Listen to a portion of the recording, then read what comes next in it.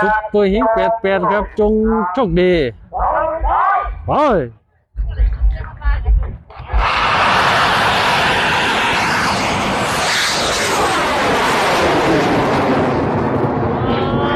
ไปแบบนั้นโอ้ยยังไปได้อีกแล้วครับไม่เสียหายซุปเปอร์เฮง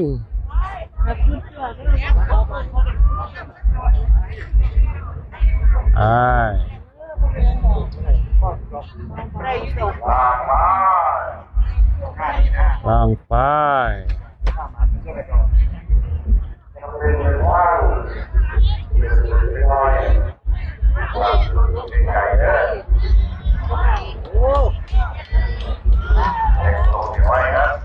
ตัวให้ไว